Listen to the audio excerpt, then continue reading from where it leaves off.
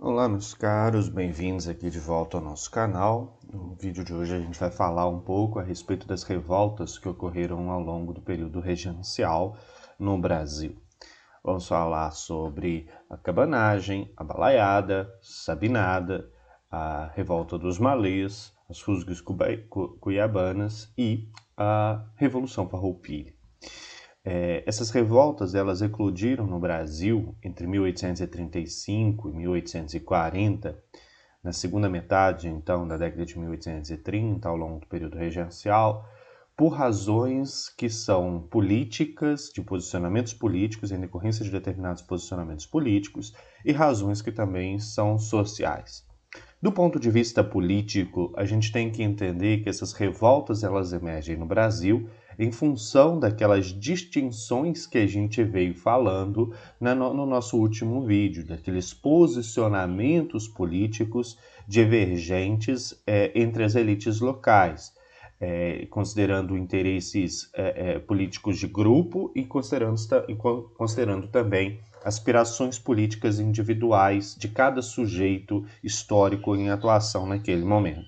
Então a gente tinha naquela época, como a gente viu na nossa aula passada, o posicionamento dos liberais, que eram a favor de uma maior autonomia para as províncias, maior liberdade de atuação para as assembleias legislativas provinciais, para os governos provinciais, maior poder para essas autoridades locais.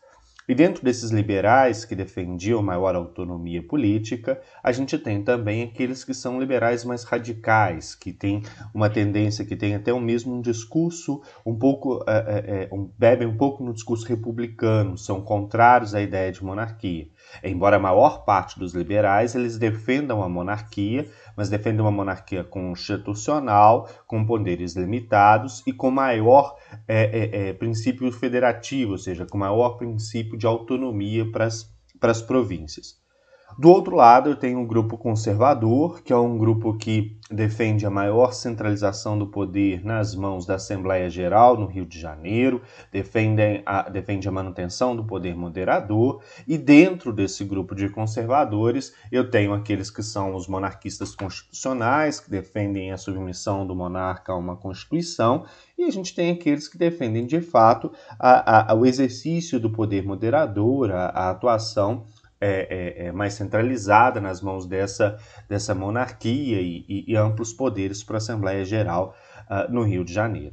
Então, essas disputas políticas que estavam também postas nas localidades, nas elites locais, elas acabaram gerando esses conflitos. Eles são resultado de aspirações políticas de determinados grupos, principalmente aqueles ligados aos liberais, que eram contrários a uma interferência do Rio de Janeiro, a uma interferência da Assembleia Geral e do poder centralizado dentro dessas regiões. Então, o que a gente vai ver aqui são movimentos, são pessoas que se organizam, elites que se organizam, e não só elites, mas a gente vai ter parte da sociedade, classes médias, profissionais liberais, que se organiza em torno dessas aspirações políticas locais.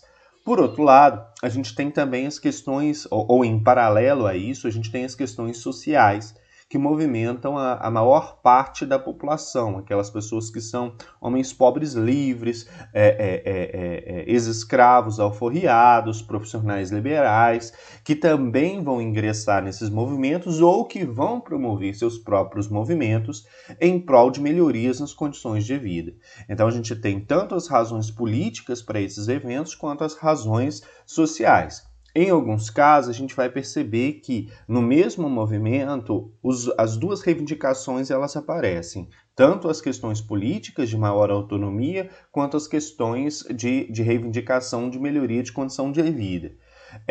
Em alguns casos, a gente vai perceber que simplesmente a ação de um determinado grupo. Por exemplo, a gente tem a revolta dos malês, que ela é promovida pelos escravos muçulmanos na região ali de Salvador, na região da Bahia, e que assume a pauta da ideia da abolição da escravidão, da melhoria de condição de vida. Então ela tem essa pauta social, mas a principal razão dela é a razão social. E a gente tem, por exemplo, a Revolução Farroupilha, que é uma revolução promovida no sul do Brasil pelas elites locais, que é movida principalmente por essas razões políticas, por essas aspirações de maior liberdade política para essas elites, de maior liberdade de atuação para essas elites locais. Mas geralmente essas duas razões elas acabam ocorrendo ali em paralelo nos mesmos movimentos. A gente tem uma elite lutando e a gente tem uma sociedade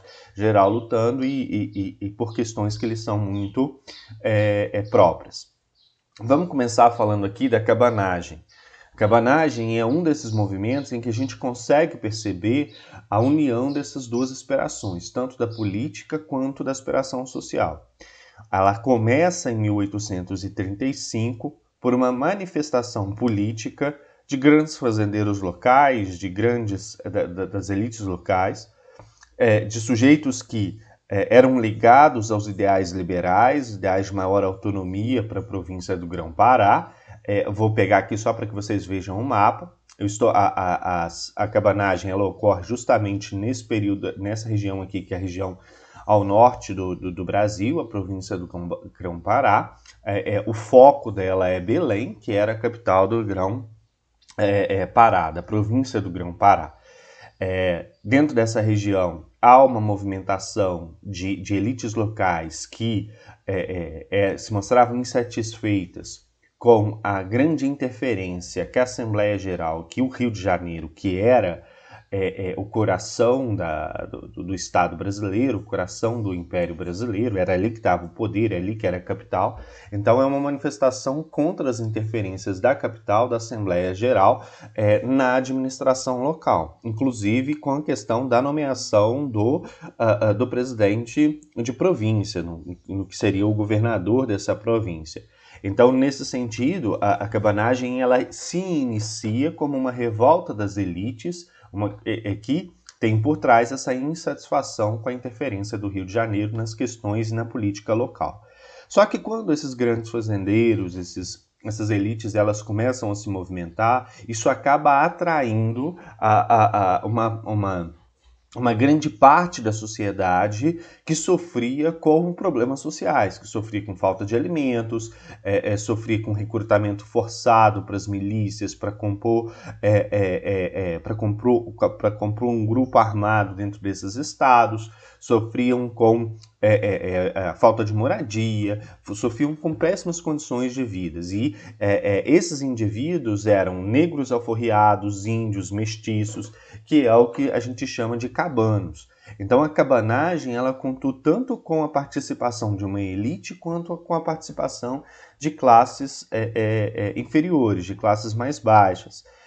Cada qual lutando pelos seus interesses. Essas elites lutavam a princípio por questões políticas, contrárias à interferência do Rio na administração local, e esses cabanos eles lutavam por questões que eram sociais, por questões relacionadas à melhoria da condição de vida. Então a cabanagem começa com o movimento das elites e ela termina, quando ela termina a gente tem nela principalmente o movimento social. Em 1835, esses rebeldes começam a perseguir, e aí quando se chama de rebelde, eu estou falando tanto dessas grandes elites, quanto desses grupos, de alguns membros dessa elite, quanto desses grupos mais populares. Esses indivíduos que se rebelam, eles começam a perseguir a elite portuguesa e aquele grupo político que defendia uma maior centralização do poder nessa região e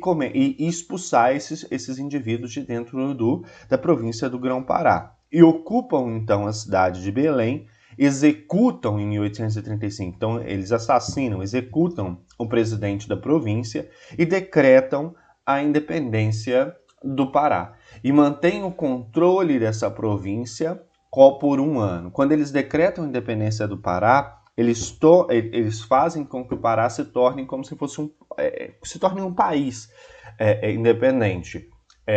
não só se torne um país, mas eles tentam implantar ali dentro a ideia de república, contrária ao princípio do império.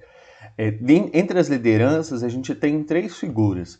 A gente tem os irmãos Vinagre, que lideram a população, as pessoas mais pobres aí, que estão ligados. O seringueiro Eduardo Angelim, que é a grande liderança desse movimento popular. É ele o responsável por fazer importantes conquistas durante o movimento da cabanagem. E entre as lideranças das elites, a gente tem o fazendeiro Félix Antônio Malcher, que depois que o Grão-Pará se torna independente, é ele que assume a condição de chefe ali da região, ele que passa a controlar a província do Grão-Pará. Logo depois que eles tomam o poder, executam o presidente de província e o Félix Antônio Malcher assume a condição, o governo republicano, na figura do Feijó, que era regente então, manda para dentro da região do Grão-Pará tropas militares para poder combater esse movimento. Era um movimento que já começava a se enfraquecer depois de um ano. Por que ele começava a se enfraquecer? Porque havia divergências internas nesse movimento. As principais divergências internas elas começam a surgir principalmente entre essas elites e as classes inferiores. As elites começam a ficar com receio de que esse fosse um movimento que pudesse resultar em uma revolução social, em uma transformação da ordem social, em uma ruptura com padrões de produção, que era a ideia do latifúndio, da escravidão, e isso pudesse representar um atentado ao próprio poder econômico e político dessas elites na região. Então, muitos dos membros que começam ali lutando por esses interesses políticos de maior autonomia da província, eles deixam o movimento. Então, depois de um ano, esse movimento ele passa a ser liderado principalmente pela população, pelos cabanos, pela essa população mais pobre, e começa a sofrer com uma oposição também de uma elite que no início apoiava esse movimento. E é nesse contexto que o governo regencial ele vai enfrentar esse movimento. Os exércitos, as tropas do Brasil que foram para lá lutar contra a cabanagem, lutar contra esses cabanos, era liderada pelo John Taylor, que era um inglês que liderava as tropas militares do Brasil naquela região. A princípio, o John Taylor ele consegue reconquistar Belém e consegue abafar esse movimento em um primeiro momento. Só que aí depois, o Eduardo Angelim ele lidera um exército de 3.000 homens e consegue reconquistar Belém novamente. E aí ele reconquista Belém, proclama novamente a República, e a separação completa do Pará da região do Brasil. E aí, para poder vencer esse movimento, o governo regencial ele isola a província do Grão-Pará do restante do Brasil, não estabelecendo relações comerciais, não permitindo o abastecimento dessa região. Então ele começa a enfraquecer a província do Grão-Pará do ponto de vista econômico, isolando ela.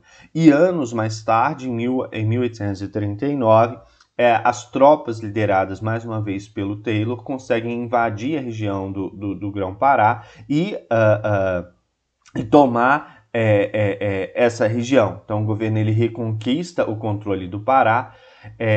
Nesse momento, as principais lideranças elas são executadas e estima-se que cerca de 30.000 pessoas tenham morrido durante a revolta da cabanagem.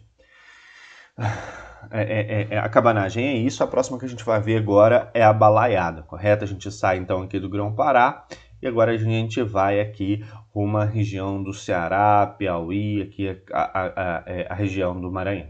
Vamos lá. A balaiada, diferentemente daqui da cabanagem, que é um movimento que se inicia pela elite e depois dessa elite convocar a parte da população mais pobre, essa elite se retira e o processo revolucionário é conduzido pelos cabanos.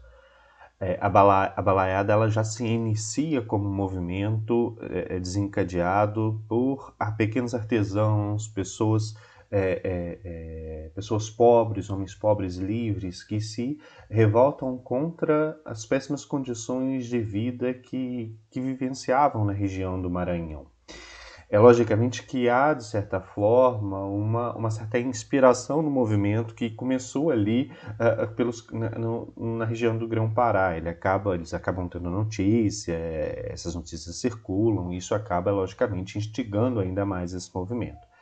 Mas as causas da balaiada estão relacionadas principalmente a questões sociais e dificuldades econômicas que a população ali do Maranhão vivenciava. Então, a principal causa é uma crise econômica decorrente da produção de algodão nos Estados Unidos. A região do Maranhão ela era uma grande produtora de algodão, exportava esse algodão para a Europa e, no meados do século XIX, a Inglaterra passa a comprar o algodão dos Estados Unidos porque era um algodão tido de melhor qualidade e que chegava no mercado mais barato. Então, isso acaba gerando uma crise econômica dentro daquela região. Ao mesmo tempo, o comércio de toda essa região do Maranhão era um comércio que era controlado por mercadores portugueses.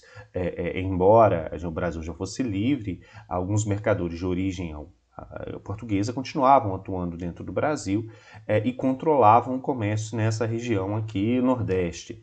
E o controle do comércio por esses comerciantes acabava fazendo com que os produtos chegassem no mercado por um preço muito elevado, em um contexto de crise econômica em que o poder de compra da população está caindo. Então, essa população ela vivia com dificuldades econômicas e, de fato, em condições miseráveis. E, nesse sentido, é que a gente tem o início desse movimento, que é a balaiada, que é um movimento, a princípio, liderado por artesãos da região aqui do Maranhão e do Grão-Pará. Entre eles, a gente tem aqui as duas lideranças, que são Manuel dos Anjos Ferreira, um artesão que atua aí, atua liderando o movimento, e foi um movimento que contou com a participação de escravos, contou com a participação de homens escravizados, de ex-escravos livres, e lutava também, de certa forma, pelo fim da escravidão, pela melhor condição de vida dessa população mais pobre. E do outro lado aqui a gente tem a figura do Cosme Bento das Chagas, ou famoso Cara Preta. Esse movimento ele se inicia no interior aqui do Maranhão, não se inicia na capital, em São Luís. Ele se inicia no interior do Maranhão. Algumas cidades são tomadas pelo Manuel dos Anjos e pelo Cara Preta. Eles tomam aqui cidades importantes, como a cidade de Caxias, no Maranhão, e rumam, vão conseguindo apoio da população, vão libertando alguns escravos e vão invadindo fazendas e atacando fazendas e libertando escravos dessas fazendas. Então esse movimento ele vai ganhando corpo com o passar dos anos. Ele se inicia em 1938 e ele só vai ter fim em 1841.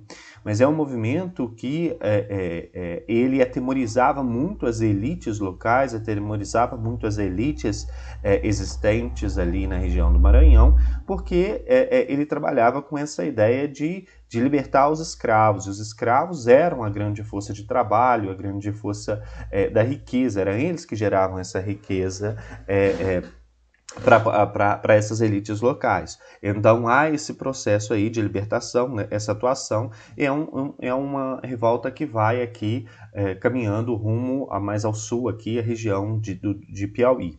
Ela não contamina toda a região do Piauí, porque antes disso ela acaba sendo desbaratada pelo governo central.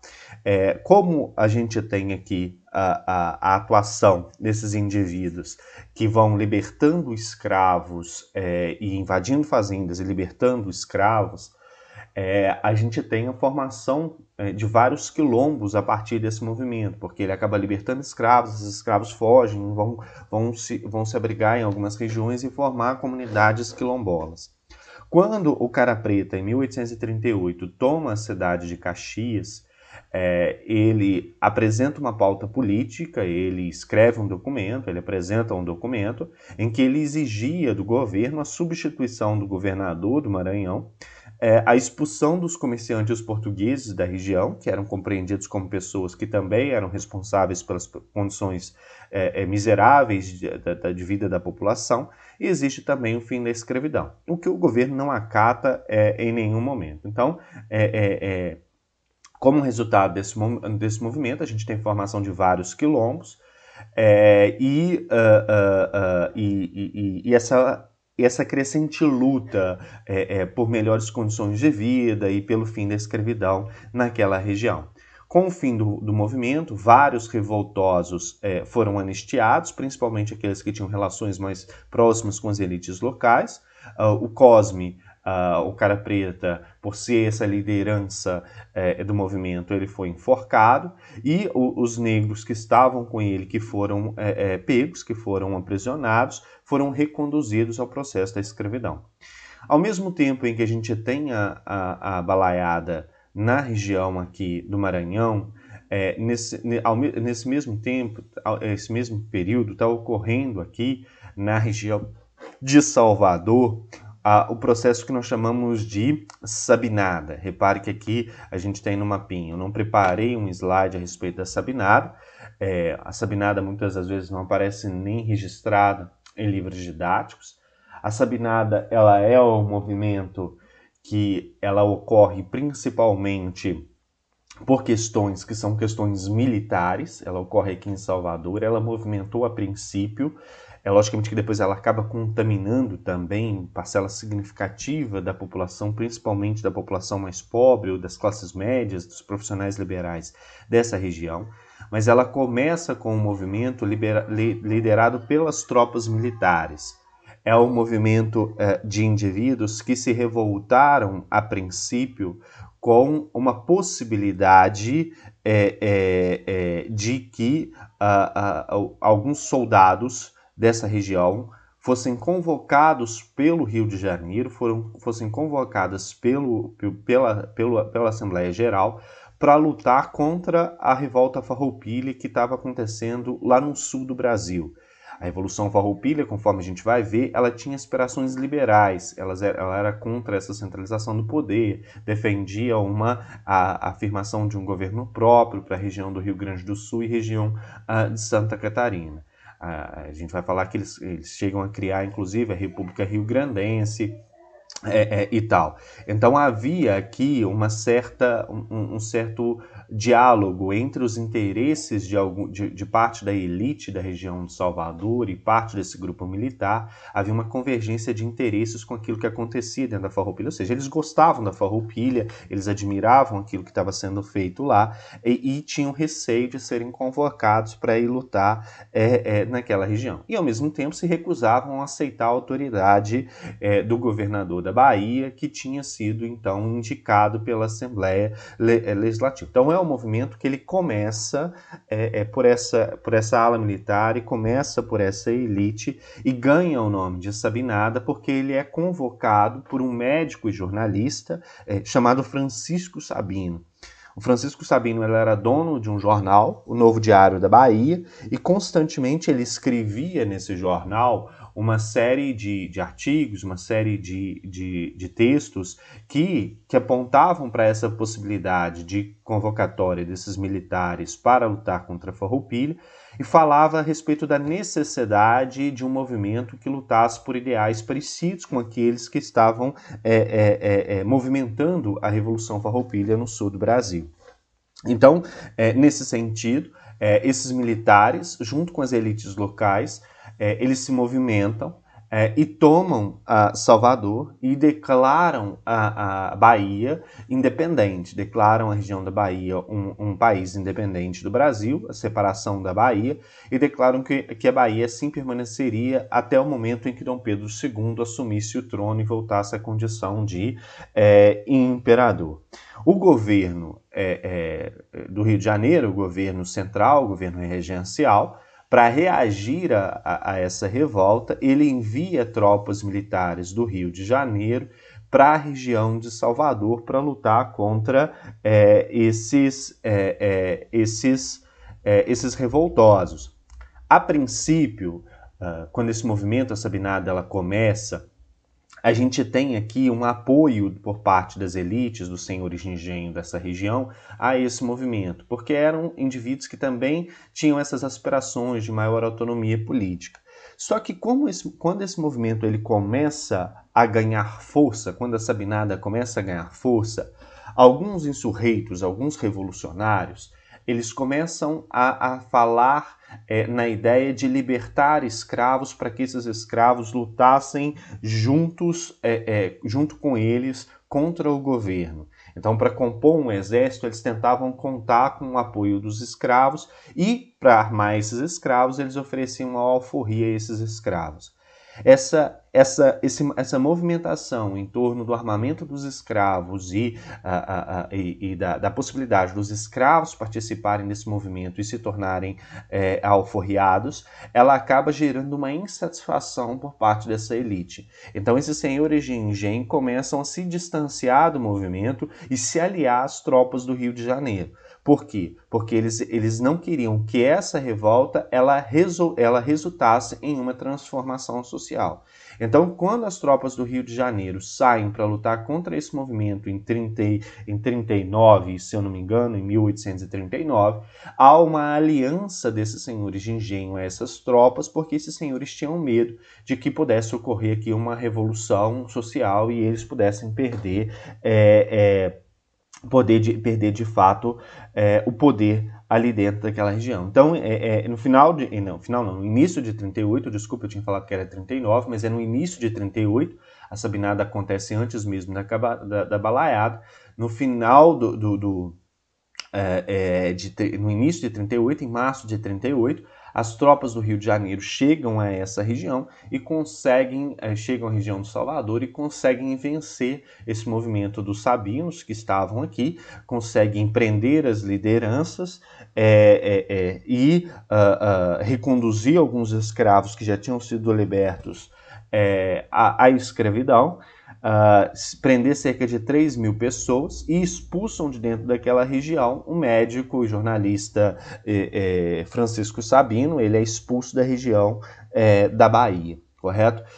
A Sabinada ela acabou deixando um rastro de cerca de 1.200 pessoas mortas e depois que esse movimento ele se encerra, a gente tem aí, além disso, o número de 3 mil presos, tá bom? Outro movimento que também marcou esse período regencial, que é pouco conhecido, que é pouco falado, e é um movimento que está relacionado muito mais a essa questão dos interesses políticos, foram as rusgas cuiabanas. Na verdade, essa é a primeira revolta que a gente tem dentro do período regencial. Eu deveria ter falado sobre ela primeiro, mas ela chega aqui agora, depois de a gente já ter falado da cabanagem, da sabinada, da balaiada. As rusgas cuiabanas, para vocês terem uma ideia, elas não estão nem postas aqui no mapa. As rusgas cuiabanas ocorreram aqui na região do Mato Grosso. E elas estão relacionadas a uma indisposição das elites locais, dos grandes fazendeiros locais, com comerciantes e fazendeiros de origem portuguesa, que se estabeleceram na região do Mato Grosso desde o período colonial e desde a época colonial controlavam a política e o comércio nessa região. E isso gerava insatisfação por parte das elites locais, das elites de origem local, que tinham interesses de participação política, queriam, de certa forma, queriam ter mais voz dentro dessa região. Essas elites locais, elas denominavam esses fazendeiros portugueses de bicudos. Então, de certa forma, o principal motivo das rusgas cuiabanas é a política nessa região sendo dominada por esses bicudos. E essas elites locais, elas se organizavam em torno de um grupo liberal, não seria um partido político, mas um grupo partidário que era de tendência liberal, que era chamado de Sociedade dos Zelosos da Independência, e que reivindicava maior autonomia. Esse grupo começou a fazer muito barulho nessa região do Mato Grosso, barulho no sentido de reivindicar e apresentar essas reivindicações à sociedade na região do Mato Grosso e apresentar essas reivindicações também à sociedade brasileira de um modo geral, em 1834, com o advento da regência e principalmente com o advento das reformas que foram feitas na regência. A questão da criação da Guarda Nacional, o processo o Código de Processo Criminal e o próprio ato adicional de 34, que conforme a gente viu no vídeo anterior, eram reformas que davam maior autonomia para as províncias, que davam maior autonomia para essas autoridades locais. Então, essa sociedade zelosa da independência acabou reivindicando essa maior autonomia nesse contexto e fazendo e colocando essa reivindicação de maneira mais efetiva. A ponto disso ser ouvido pela Assembleia Geral, pelo governo do Rio de Janeiro, pelo governo central, que nomeou como vice-governador da província um indivíduo ligado à Sociedade dos Zelosos da Independência, ou seja, um indivíduo ligado a esse grupo liberal, que é o João Poupino Caldas, que está aqui ao lado. Mas essa nomeação ela não agradou por completo esses indivíduos, essas elites locais, que iniciaram um movimento que foi inclusive, a princípio, apoiado pelo João Poupino. A princípio, porque no final, quando ele percebe que ele está perdendo o controle do movimento e que ele próprio e o próprio governo que ele representava estavam correndo riscos, ele acaba se associando ao governo central. Então, a princípio, o João Poupino ele ajuda, ele contribui com esse movimento e ele apoia o movimento. Essas elites elas se organizam e começam o movimento de saquear casas comerciais, destruir propriedades desses portugueses e assassinar esses portugueses. Havia uma aversão muito grande a essa figura dos bicudos, desses comerciantes e fazendeiros portugueses, e um desejo de extermínio, de fato, acabar com essas figuras dentro daquela região. Então, João Poupino ele apoia, o movimento ele passa a ser combatido, pelo governo central, pelo governo do Rio de Janeiro, que representa essa autoridade central, e apoiado pelo João Poupino agora, a partir do momento em que esse movimento, ele de fato, ele exala mais violência, ele vai para as ruas, e aí há essa reação do Rio, há essa reação central, que consegue vencer esses insurreitos, prender a maior parte deles e levar esses indivíduos para o Rio de Janeiro, onde foram julgados. Então, as rusgas cuiabanas, elas vêm com essa contestação desse controle político da região por parte dos portugueses e acaba sendo vencida pelo governo e não tendo tanta efetividade, vamos dizer assim, ela não chega a decretar essa região uma região independente, como aconteceu no Grão-Pará, na região da Bahia, na região do Maranhão e na região sul do Brasil. Outra revolta que também marcou esse período regencial e que muitas das vezes é cobrada de vocês em avaliações, porque de fato foi uma revolta muito importante nesse período, é a chamada Revolta dos Malês, que ocorreu na Bahia em 1835. A Revolta dos Malês é compreendida como a primeira grande revolta escrava que marcou a história do Brasil independente, ou seja, Brasil depois de 1822. Ela resultou em uma mobilização de escravos, ou de indivíduos escravizados, de africanos escravizados, e de indivíduos recém-libertos na região de Salvador, na Bahia, escravos de origem Nagô, Jejê, Auaçá, Alçá e Urubá, que eram escravos convertidos ao islamismo. Esse termo malê, ele se refere, ele é um termo de origem iorubá, que significa convertidos ao Islã. Então, em 1835, há uma mobilização de um grupo de escravos, de cerca de 1.500 indivíduos escravizados. Nesse grupo não tinha só escravos, existiam também homens livres pobres, ex-escravos, recém-libertos, que empreenderam uma luta naquele momento, se mobilizaram para lutar contra a escravidão e contra a conversão forçada ao cristianismo. Esses escravos, esses indivíduos conseguiram se organizar.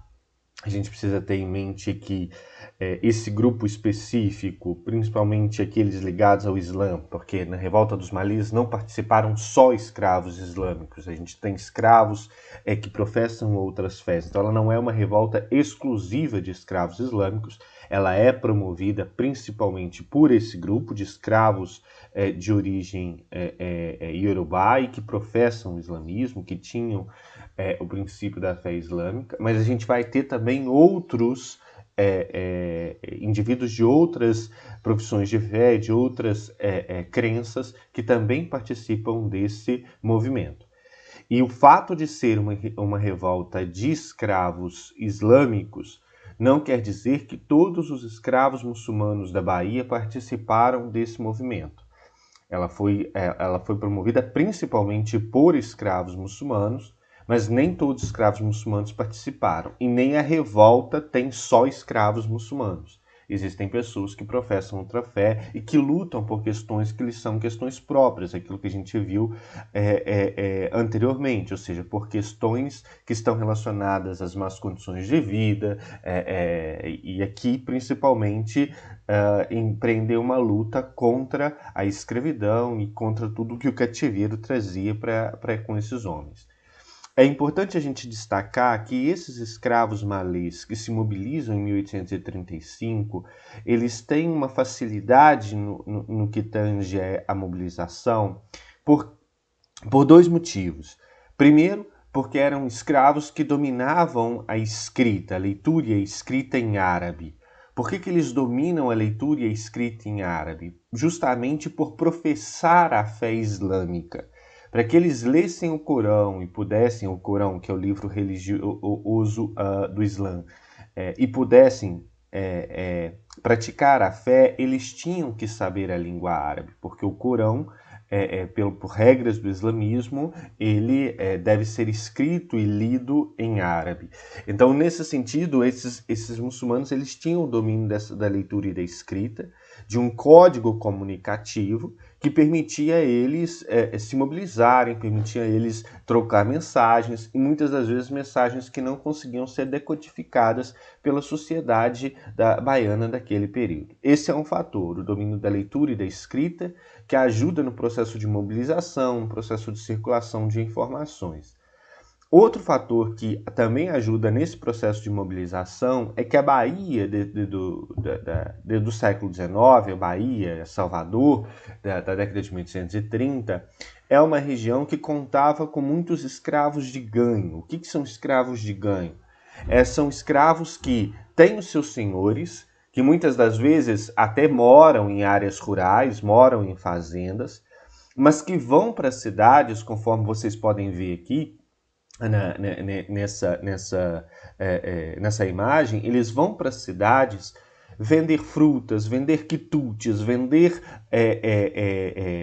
algum produto artesanal, algum produto agrícola para o seu dono. Essa venda ela não é feita para ele. Eles vão lá para a cidade, vendem aquele produto e quando retornam para suas fazendas tem que levar o valor em dinheiro para o seu senhor.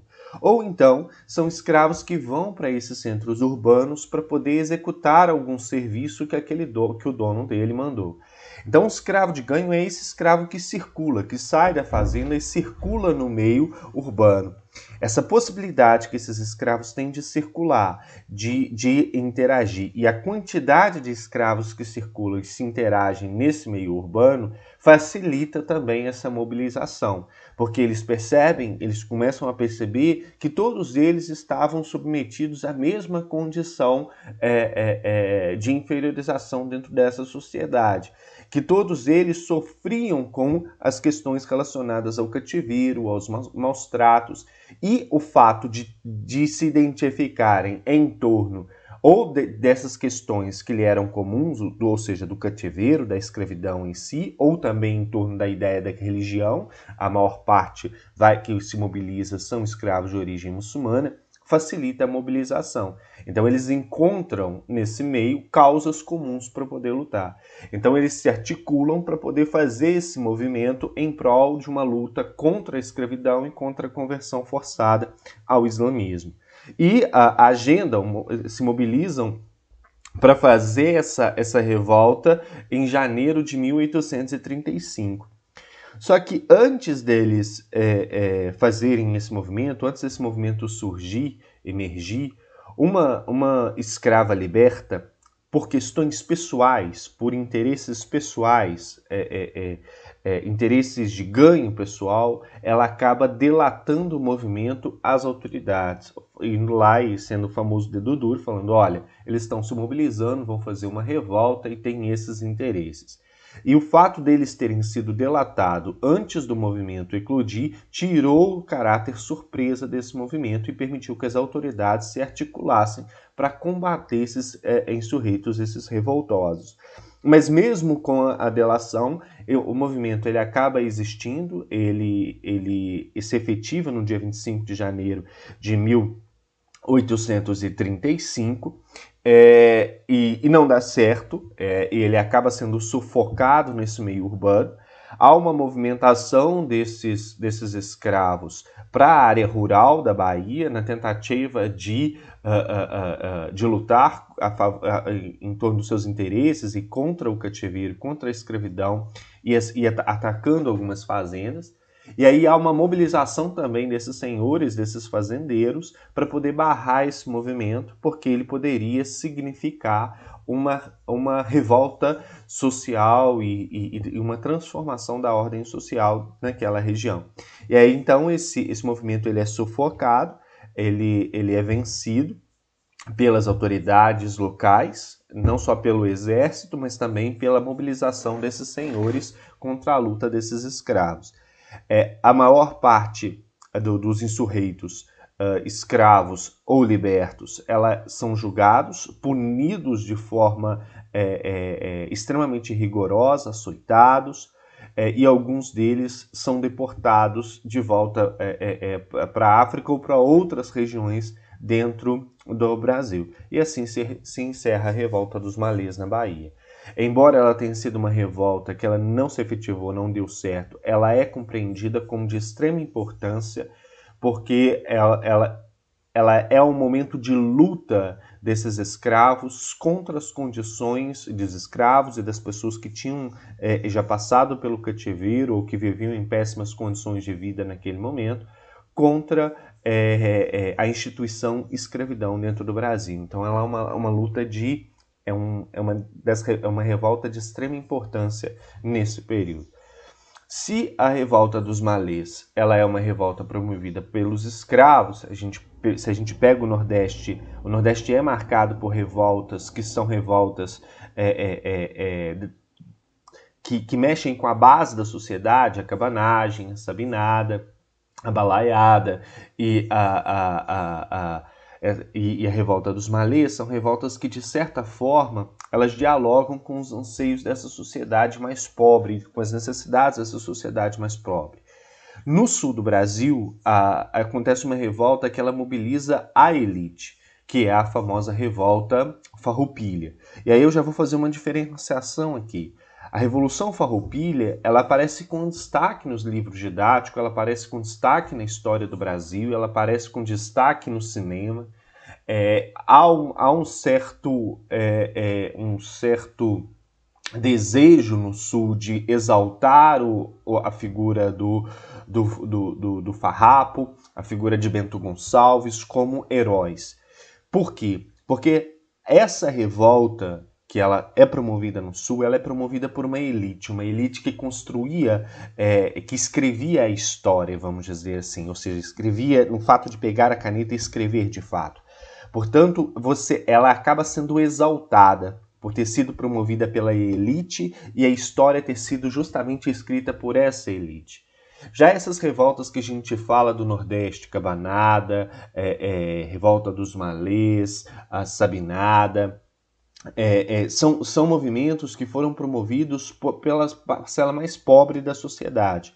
Uma parcela que durante muito tempo ficou excluída da história justamente porque a história era escrita pelo olhar de cima, vista por cima, por aqueles que venceram. Portanto, essas revoltas são vistas como insurreições, como algo que não deveria ter acontecido.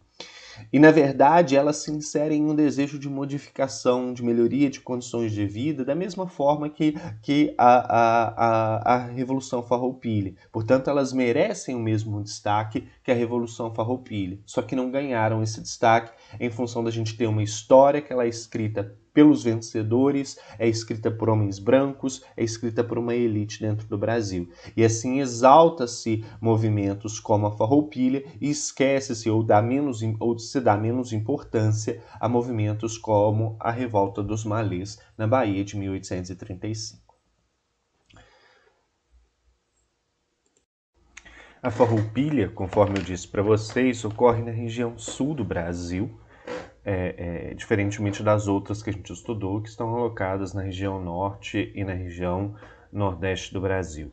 E a Guerra dos Farrapos ela é promovida principalmente pela elite e em nenhum momento a gente vê essas aspirações mais sociais ligadas a reivindicações em torno do fim da escravidão ou reivindicações em torno da melhoria das condições de vida por parte da população mais pobre. E aí é importante que se diga, a Guerra dos Farrapos, ou Revolução Farroupilha, que acontece no Rio Grande do Sul e em Santa Catarina, ela até chegou a contar com a participação de pessoas pobres no exército e até mesmo de alguns escravos que lutaram no exército dos farrapos, entre aqueles que estavam mobilizados ali para lutar contra o governo central. Mas essa revolta ela não toca em pontos como a abolição da escravidão, melhorias de condição de vida da população mais pobre. A revolta farroupilha ela é promovida por interesses da elite rio-grandense, da elite da região sul do Brasil. O motivo da Guerra dos Farrapos ou Revolução Farroupilha, por que esse termo, primeiro, antes da gente saber dos motivos, por que esse termo farrapo? Esse termo farrapo ele se refere à vestimenta, aos trajes do gaúcho, aquela calça, a calça característica, a roupa característica do gaúcho que está ligado ali às grandes fazendas. As grandes fazendas que eram fazendas produtoras, criadoras de gado, onde a gente tem a importância do comércio do charque, do que nós chamaríamos de carne seca, do couro, da venda de carne, do comércio de carne. Essas grandes fazendas criadoras de gado no sul eram chamadas de estância, e os donos dessas fazendas eram chamados de estancieiros. E a roupa que esses estancieiros, que esse gaúcho veste, são os famosos farrapos. Portanto, quando a gente fala da Guerra dos Farrapos, a gente está falando da guerra que mobiliza esse grupo de fazendeiros, esse grupo de estancieiros, para lutar contra o governo central. E por que eles lutam contra o governo central? E daí estão os motivos da Guerra dos Farrapos. Eles lutam contra o governo central, primeiro, porque se mostram insatisfeitos com os altos impostos que o governo central, a partir da regência, a partir de 1834, passa a cobrar sobre a produção da carne seca e do couro dentro do Brasil. Dos impostos que eram cobrados sobre o charque e o couro. Os estancieiros do Sul, eles produziam principalmente para abastecer o mercado interno, para mandar carne, couro para a região ali sudeste, para a região de São Paulo, Rio de Janeiro. E a partir de 1832, 33, os impostos sobre esses produtos são elevados, o que faz com que esses produtos percam concorrência com o charque e o couro que vinha de outras áreas da América do Sul, principalmente ali da região do Uruguai e da região da Argentina. Portanto, os produtos produzidos pelos estancieiros, eles perdem concorrência e isso gera uma revolta, porque esses farrapos, esses estancieiros, eles entendem que deveria ser dada prioridade aos produtos brasileiros. E aí, nesse sentido, eles aumentam, eles intensificam uma reivindicação por autonomia política, pela possibilidade de decidir questões que estão ligadas diretamente aos interesses daquela região. E aí, nesse sentido, eles também se movimentam contra essa autoridade central e contra a interferência da Assembleia Geral nas decisões que eram tomadas na localidade. Então, em paralelo a essa ideia econômica, a esse motivo econômico da elevação dos impostos, a gente também tem um motivo político, porque eles entendiam que eles tinham pouca voz, pouca participação nas decisões que eram tomadas na Assembleia Geral no Rio de Janeiro. Então eles reivindicavam essa autonomia política para poder decidir suas questões ali, as questões que lhe eram particulares naquela região. Nesse sentido, em função da ausência do diálogo, em função do acirramento das tensões nesse período, há uma movimentação em torno de um fazendeiro daquela região, que é a figura de Bento Gonçalves. Bento Gonçalves passa a liderar essas reivindicações políticas daquele grupo, passa a liderar, inclusive, um discurso em torno da necessidade da militarização desses estancieiros para lutar pelos seus interesses. Então, eles formam suas próprias tropas, formam o seu próprio exército, e no dia 20 de setembro de 1835, tomam a cidade de Porto Alegre. Bento Gonçalves, junto com suas tropas, invade a cidade de Porto Alegre, depõe o presidente da província e declara o Rio Grande do Sul independente do Brasil. Então ele declara ali a República Rio-Grandense, a República Rio-Grandense, ou também chamada de República do Piratini. Logicamente que há uma reação do Rio de Janeiro. O Rio de Janeiro se mobiliza para poder silenciar essa revolta e para poder garantir a unidade territorial e reincorporar o Rio Grande do Sul à região do Brasil novamente. E aí o Rio de Janeiro nomeia José Araújo Ribeiro como presidente da província do Rio Grande do Sul. Ele não reconhece esse movimento feito pelo Bento Gonçalves e nomeia um novo governador. E aí as tensões elas crescem, há guerra de fato entre as forças militares que representam o Rio de Janeiro e as forças militares lideradas por Bento Gonçalves. Essa guerra ela é vencida pelas tropas lideradas pelo Bento Gonçalves, pelos insurreitos, por aqueles que eram conhecidos como os rebeldes, que estavam fazendo aquela revolta naquele momento. E a República do Piratini ela é afirmada em 1835. Então é declarado de fato, é proclamado de fato essa república, e aí a gente tem aqui a figura do Bento Gonçalves, um quadro, uma pintura de Bento Gonçalves, e a bandeira da República do Piratini, que foi proclamada em 1835 pelo Bento Gonçalves e pelo seu exército.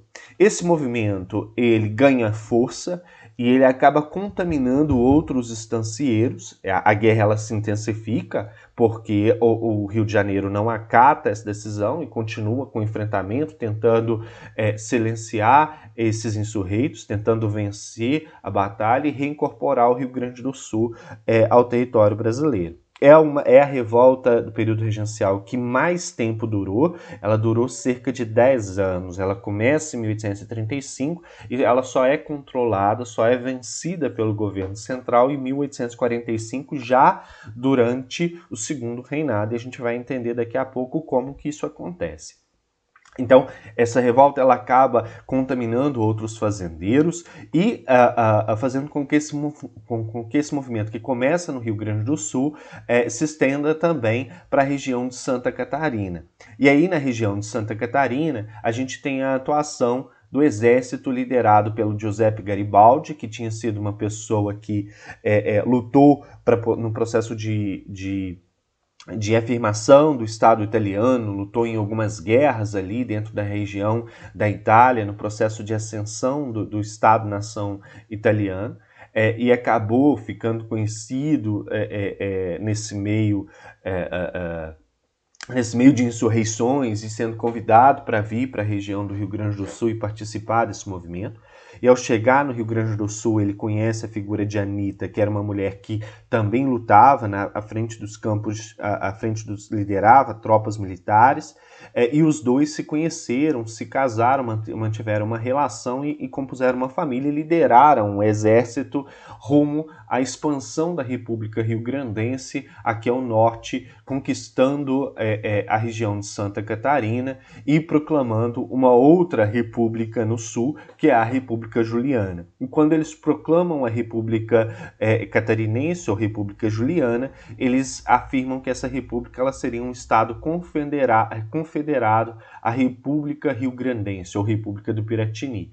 Então há uma união entre Santa Catarina e Rio Grande do Sul sob uma única bandeira.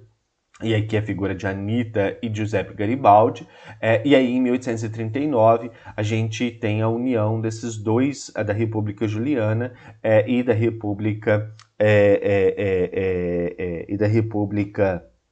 Rio-Grandense, sob uma única bandeira, que é essa bandeira aqui que vocês estão vendo da Confederação aí.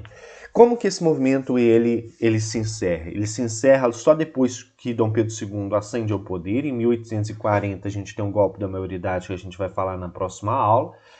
E o Dom Pedro II então assume ao trono e em 1842 ele nomeia como interventor e como presidente da província do Rio Grande do Sul e responsável por controlar as tropas, a figura de Luiz Alves de Lima e Silva, que era filho de um dos primeiros regentes, a gente já falou disso na nossa última aula, e que veio depois a se tornar o famoso Duque de Caxias. Então, Dom Pedro II nomeia o Luiz Alves de Lima e Silva como presidente da província, o Luiz Alves ele acaba desenvolvendo uma técnica de batalha que acabou por enfraquecer esses estancieiros. Esses estancieiros, esses fazendeiros, tinham uma força muito grande no interior, mas eles tinham dificuldade de controlar aqui justamente os portos e as áreas de fronteira dessa região que eles dominavam. Então, o que o Caxias pensou? Ele pensou, olha, vamos então estabelecer nossos pontos de domínio justamente nesses portos, no litoral e nas áreas de fronteira, e evitar criar barreiras para que esses estancieiros exportem os seus produtos. Dessa maneira, a gente enfraquece eles economicamente e, consequentemente, enfraquece eles politicamente também. Então, ele cria essas barreiras e, aos poucos, ao impedir o escoamento dos produtos produzidos ali naquela região, ele acaba enfraquecendo o movimento. E, além disso, ele tenta conhecer esse movimento por dentro e percebe que existiam dentro desse movimento alguns indivíduos que eram moderados, alguns indivíduos que estavam abertos ao diálogo. E existiam aqueles que eram os mais radicais, que defendiam ferrenhamente a ideia dessas repúblicas que estavam surgindo naquela região. E aí ele começa a se aproximar dos moderados e instigar esses moderados a lutar contra esses outros que eram mais exaltados, que eram mais tendentes a esse movimento republicano. E aí, nesse sentido, ele acaba enfraquecendo com esse movimento de dividir as elites e aproveitar essas divergências internas, buscar apoio naqueles que eram mais moderados e trazer eles para o seu lado, ele enfraquece o exército. Um exército que já vinha se enfraquecendo do ponto de vista econômico, porque não tinha como escoar a produção, portanto, acabava não tendo tantos recursos para poder se manter assim. E com essas duas ações, ele acaba conseguindo controlar o movimento e reincorporar o estado do Rio Grande do Sul e os estados do Rio Grande do Sul e de Santa Catarina ao território brasileiro. E aí o movimento acaba sendo vencido, então, pelas tropas imperiais em 1845. Mas depois da vitória, diferente do que acontece com todas as outras revoltas do período regencial, não há aqui uma repressão veemente àqueles indivíduos que se movimentaram contra o Rio de Janeiro, contra o governo central. Por que não há? Justamente pelo fato desse movimento ter sido liderado pelas elites. É diferente daquilo que acontece no norte e no nordeste do Brasil, onde a gente tem a população mais pobre participando desse movimento. Então, depois do movimento, não há uma repressão, como nas outras revoltas. Os rebeldes são anistiados, ou seja, recebem perdão, e muitos são incorporados ao exército brasileiro. O governo imperial eleva os impostos sobre o charque estrangeiro, sobre o charque argentino e uruguaio, então atendendo às reivindicações desses insurreitos, e reincorpora os estados do Rio Grande do Sul e de Santa Catarina ao território brasileiro. A Farroupilha é a última grande revolta do período regencial que contesta aí essa autoridade central. Depois dela, a gente vai ter a famosa praeira, a revolta praeira, mas já acontece no segundo reinado e a gente vai falar dela quando estivermos falando do segundo reinado, tá bom? Por essa aula a gente vai ficando por aqui, agradeço a atenção de vocês e não percam os próximos videozinhos aí a respeito do segundo reinado, tá bom? Obrigado e até a próxima.